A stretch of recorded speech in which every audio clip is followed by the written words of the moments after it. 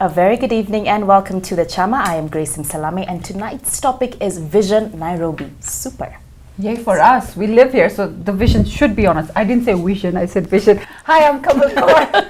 I'm a radio presenter at East FM and I write for The Star and I'm on KISS TV. Kiss TV.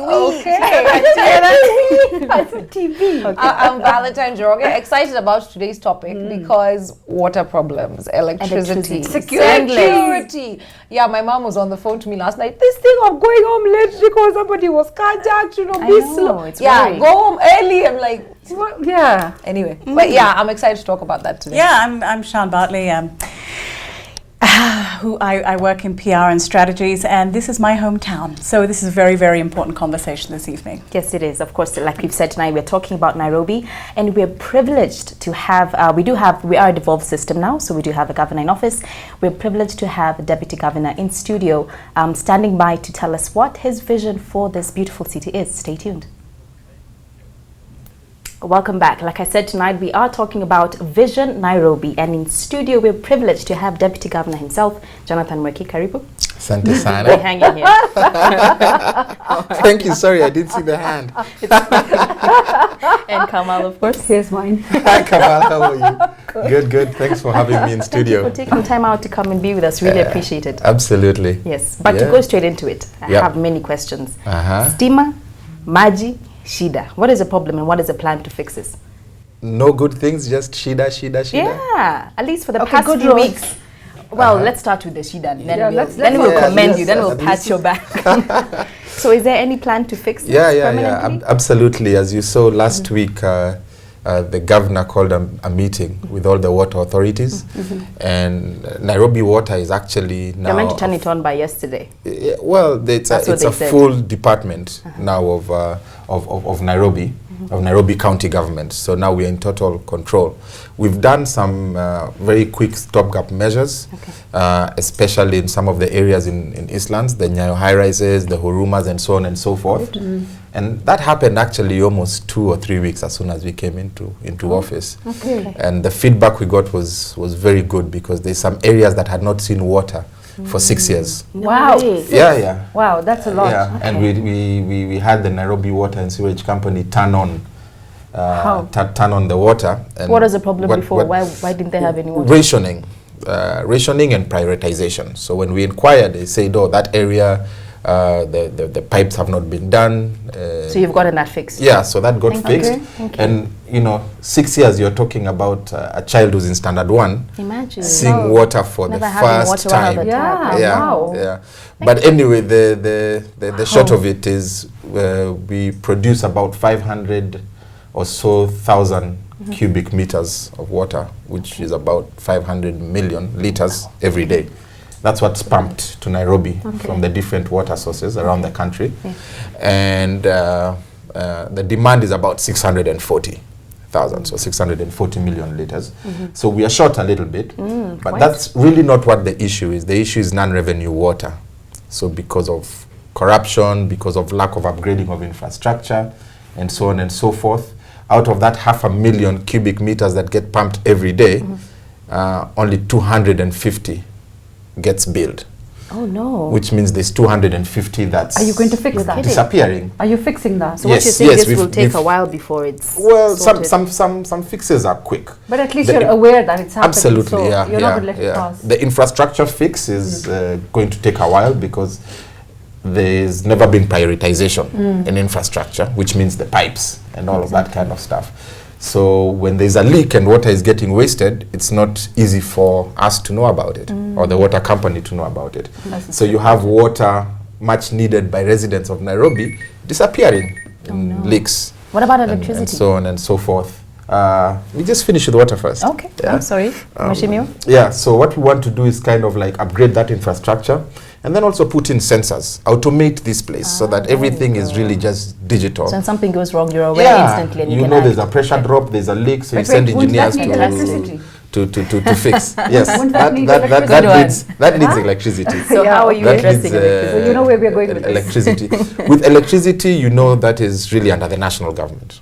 Yeah, it's in your a capacity, resource that's what can you controlled. do? What we can do is put pressure on the national government to ensure that the electricity distributors or the electricity, which is Kenya Power, or the There is only one. Do you think generators, privatization which will is, help, maybe? It's privatized. That not only Kenya Power being the one supplying this But power. there's also Kengen that generates the electricity.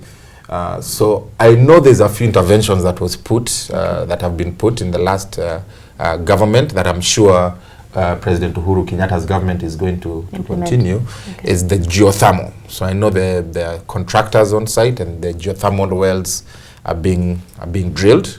That will increase capacity of electricity. That's one. Number two, we know there's in Turkana, the World Bank has sponsored about 300 megawatts worth of electricity in wind. The turbines, generation. yes, the turbines. okay, Yeah, so brilliant. that's also Has coming. that started or it's going to? That started. Oh, Okay. brilliant. Yes, that started. But So all we're sounds going like to a see. work, it's a work in progress, clearly. It's a It will work in happen. progress. It's a work in progress, and then you'll see the rationing of that come on. For us as stakeholders in Nairobi, it's a very big issue because we keep saying we're bringing investors. Yeah. And then we say also Vision 2030, we want to industrialize It's not far. by the year 2030. is not Exactly. far if you look at it. Industrialization means manufacturing. Yes. The biggest factor of production in manufacturing is really power. It is. If So we can't power get that if is you've not high sorted or that it's out. not enough, then you really, cost of manufacturing goes too high. So even if the investors come in and manufacture goods and services for local consumption or for export, then the price of those goods Unaffordable. will be too high. So we Just keep a burden relying on on us, yeah. imported goods, correct.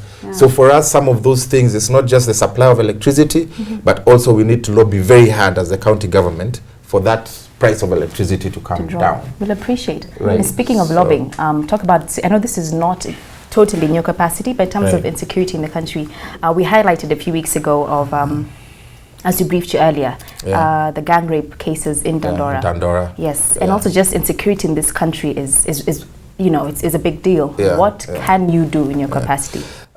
We can do, again, we are very major stakeholders. The first thing we did when Dr. Kidero and I got into office, actually even way before we were sworn in, is meet with all the security chiefs Oh, okay. in Nairobi. From the police to the CID to the traffic to the intelligence service. What brief did you give them? And what brief we gave them is, listen, our manifesto and our real urge and passion for the city, actually in the next 100 days, is to improve security. You are the security organs. How can you help us? Yeah.